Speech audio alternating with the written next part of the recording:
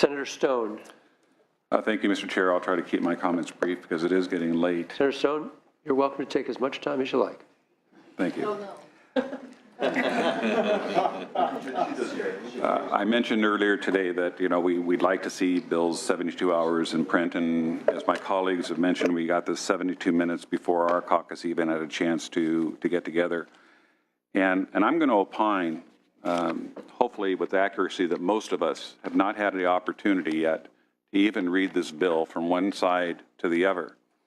And it just kind of gives me a deja vu of the Affordable Health Care Act in Congress when many Congress people, including one Democratic congresswoman, said, I didn't read it, but we'll learn what's in it after we pass it. And that's the concern I have with this. This is a sweeping, wholesale restructuring of our state water delivery system that was daylighted today. And we have not given the opportunity to many water interests, both public and private, to be able to voice their concerns. And I understand the urgency. We have a horrific drought that exists today. It's going to exist tomorrow. It's going to exist 3 months from now. Hopefully we'll get some rain this winter. But we're handling this as a one-size-fits-all. And one thing I've learned in being here for the short period of time that I've been here in bills that we've entertained is that many of them are trying to fix the unintended consequences of bills that were passed in prior years. I mean, have we really explored what the legal consequences of this bill is, what the infrastructure ramifications of this bill, what the revenue and taxation issues are with this bill, with the bond indebtedness that certain water companies have, and certainly it's been mentioned with Prop 218, you have special taxes in some districts that don't exist in others, and we're looking at consolidating them. And so a few of my concerns. On page 7, paragraph 10, the California Constitution requires the state to reimburse local agencies and school districts for certain costs mandated by the state. Statutory provisions establish procedures for making that reimbursement. And then it goes on to say this bill would provide no reimbursement is required by this act for a specified reason. So we're going to be putting these mandates on these local water districts to figure out how they can consolidate. And I think what you're going to see, at least I've certainly seen this in my 22 years of being a local elected official, is a lot of water districts don't get along very well with each other. And we're going to be pitting one water district against the other, which is going to create litigation with one another.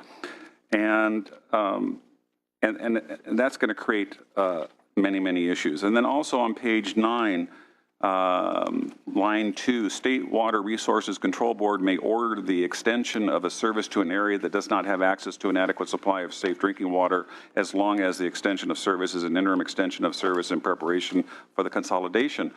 Again, who are we going to be asking taxpayers that are being taxed in a district to pay for infrastructure to provide for these extensions of service to people that aren't paying for those services? So, this is a transparency issue. This is an example, in my view, of how government shouldn't act. There is no urgency that we have to do this tonight. We should go through natural resources and water and fully discuss the ramifications of what we're trying to do. We shouldn't do anything that limits public testimony. I think LAFCOs have served a very important purpose, and certainly it was a challenge with the water district that Senator Roth brought up because of the issue of liability. There was this intense liability for these water districts to get involved and help, and fortunately they stepped up to the plate, and fortunately Senator Roth put forward some legislation to indemnify them from any type of litigation. But in summary, we do have a significant problem. I think it's a mockery of democracy and not inviting all those that could be affected and really understand the unintended consequences of something that many of us have not even had the opportunity to read. It's my understanding we can pass trailer bills for the next 18 months, 2 years practically.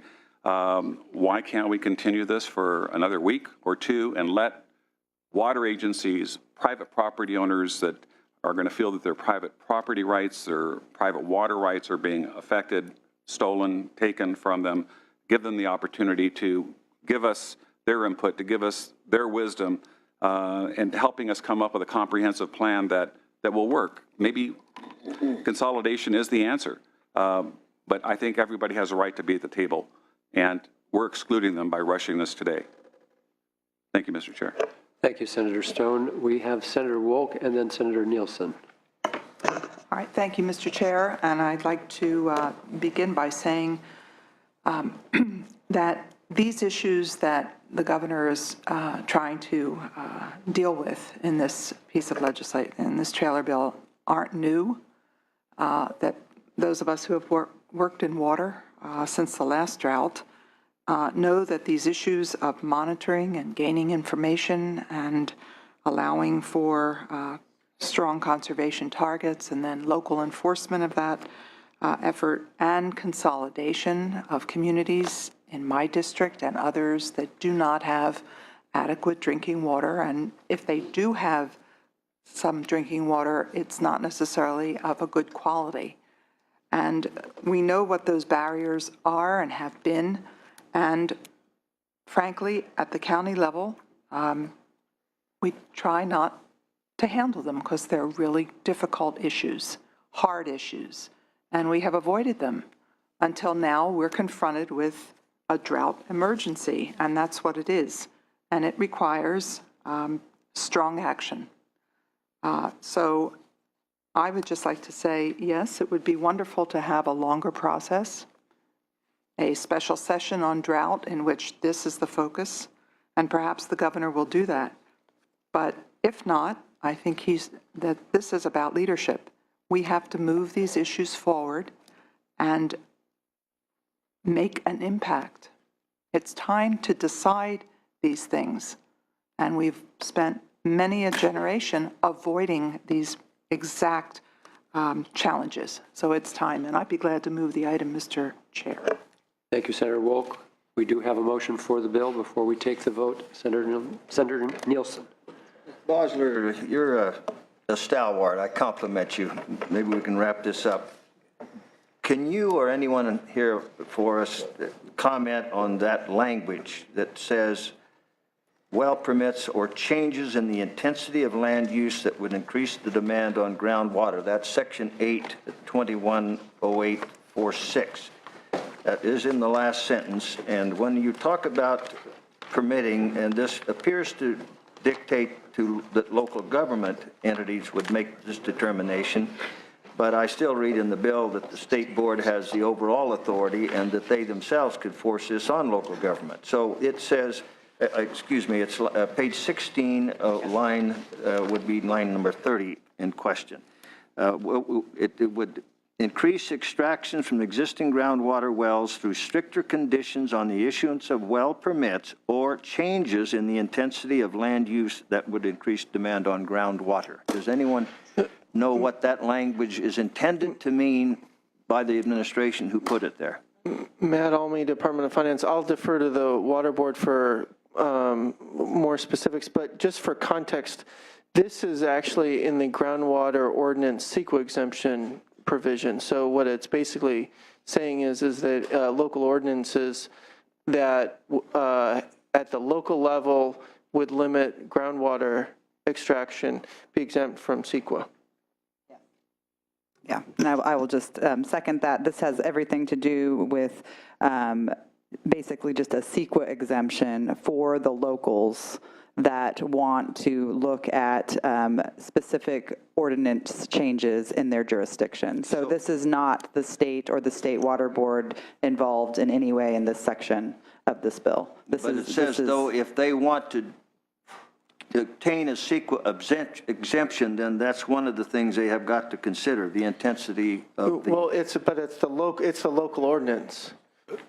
If I may also add, it's referring to residential, commercial, institutional, or industrial projects. That list does not include agricultural projects. It does not. It does not. Okay, well, that I find some comfort to have that on the record.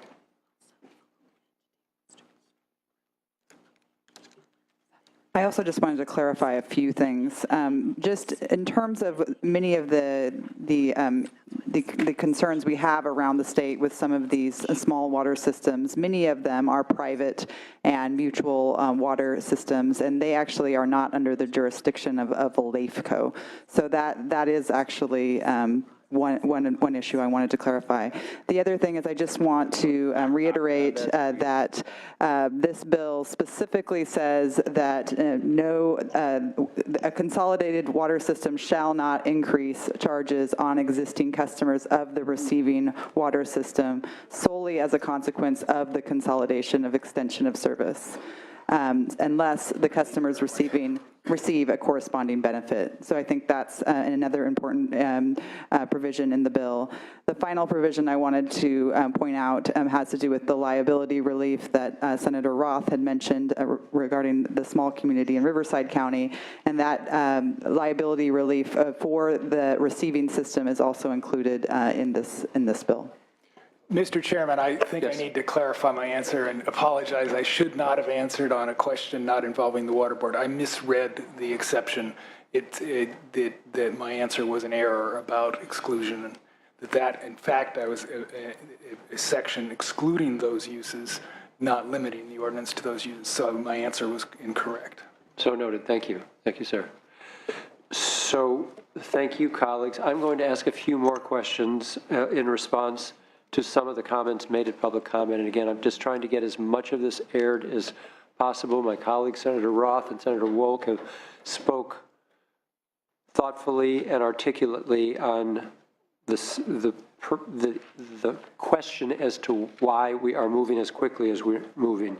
But I do want to take some time. There was a question with regard to the recycled water CEQA exemption. If you could talk a little bit more about the mitigations. There is language specific to mitigations that must be done as a result of the CEQA exemption. So the CEQA exemption is very narrowly drawn. It will only last for 18 months. It is water recycling pipeline projects specifically. That's right. And so there's two specific water recycling exemptions. One has to do with codes related to the building standards, and the other has to do with a very narrowly crafted water recycling pipeline that doesn't have any effect on, say, wetlands, and it's within existing infrastructure is the term of art. Yeah. Yeah. Yeah. Because in this situation, we're talking about excavating city streets for the infrastructure of the pipelines. Yeah. But so what is the nature of the mitigation what's the threshold of the mitigation that needs to be done? Chris Calfee, Office of Planning and Research, there are two limitations that are relevant here. First, the pipeline would have to go within an existing right-of-way, excluding wetlands and sensitive habitat areas. The second limitation in the bill is that the construction impacts would need to be fully mitigated, consistent with applicable law. Thank you. Can you address some of the concerns that were expressed with regard to LAFCO? That's a broad question, I know, but I need to be a little better informed here. I think that what I think people are losing a little bit of sight of is that this bill actually sets out a very long and drawn-out process, and the intention of the state water board's involvement is really at a very, very last resort. There are a lot of provisions related to consulting with LAFCOs where applicable. Again, mutual water companies and private water companies are not under their jurisdiction, so that is a separate subgroup of the water districts that we're talking about, or small communities that we're talking about.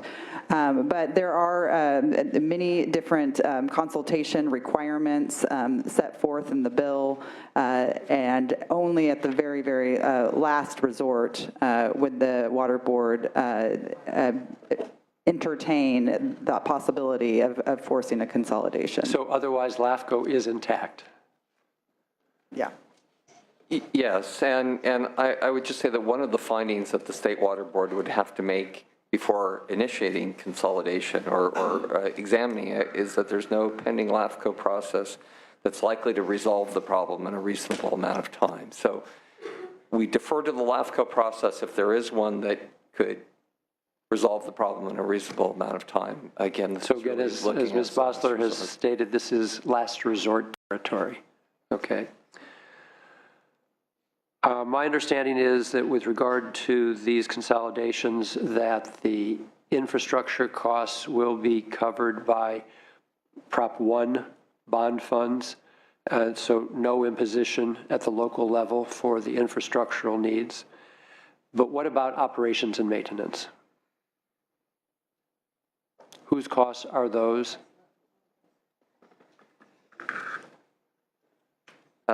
So the legislation specifically addresses that the receiving entity can't impose increased fees on its citizens or customers. Existing customers or the new ones?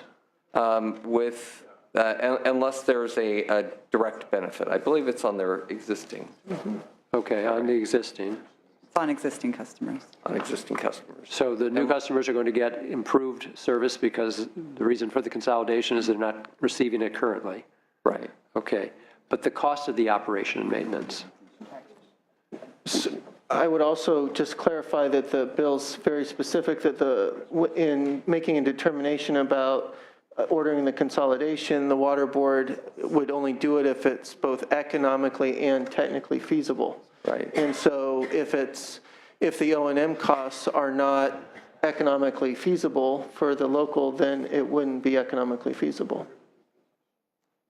That's accurate? That's accurate. And I would just add that, you know, there's a lot of actions we're potentially talking about that wouldn't have particular operation and maintenance costs. If you're talking about extending a pipeline, for example, to a community and otherwise using the treated water and delivering it to them, there's no increased cost. Okay, so that's a good point. I do have to go back, though, and ask you what economically feasible means. Well, for example, in the situation that Mr. Eagle mentioned, if the consolidation results in a situation where there's almost, minimal marginal costs in terms of an O&M perspective, then that makes it economically feasible to do.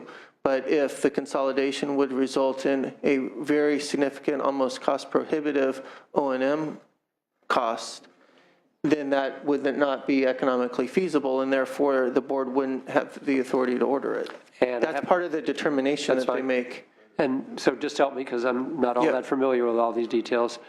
I understand extension of a pipe, water's flowing, no operation and maintenance. What would trigger excessive operation and maintenance? What is it that I don't know about that might trigger that? I guess I'm going to have to defer to the water board on that. As an example, is if the treatment costs are just excessive. If some kinds of treatment techniques would result in costs that simply could not be covered by the community, that would make it economically infeasible. Understood. Okay, that's helpful. And then lastly, there was a question raised about Proposition 218, if you can address that. Well, nothing in this bill is specifically changing or attempting to change anything with relations to Prop 218. So. All right. So clearly, there are unanswered questions that remain. You've answered a lot of them. Going forward, more time is better than less. I think you know that, but my experience is, and for some of our newer members, it is not uncommon that something comes forward at the last moment. It's not the first time I've experienced this, but in this situation of the extraordinary impacts of the drought, the ongoing impacts and the ongoing depth of the impacts, I understand that we're in uncharted territory. We have, of course, Senator Nielsen, take your time. I apologize, but this No just need. came up, and I'm trying to find it. I took notes earlier today, which I cannot find, but I believe that the words locally, not locally economically feasible had been amended out of an version. Am I wrong about that? Those words locally economically feasible, and I've thought that was applying to an individual landowner, well owner, that whatever they had to do with the well had to be locally economically feasible. Now, that test was just referred to locally economically feasible, and If you go to page 11, it's under 3, I'll read, consolidation of the receiving water system and assumed water system or extension of service is appropriate and technically and economically feasible on page 11. What line did you say, sir? Oh, so it would be line 8, 9, and 10 on page 11. Okay. And that provision, those provisions, excuse me, apply to who? Prior to ordering consolidation or extension of service, the water board shall find all of the following. Okay, That it's technically and economically feasible. thank you. And then, Ms. Bowser, let me just offer a thought, I guess rhetorically. You know the affection I have in the relationship with the governor. If you would just offer to him that I'd ask him to consider saying whoa to this bill for now, and, you know, he could cause it to stall a bit and give us a little more time. All right. Excuse me. Thank you for your forbearance through all of this. We do have a motion by Senator Wilk. No other questions, comments? Call the roll, please. Senators Leno, Aye. Nielsen, No? Allen, Anderson, No. Bell, Block, Hancock, Mitchell, Monning, Morlock, Wen, Pan, Havley, Roth, Stone, Woke,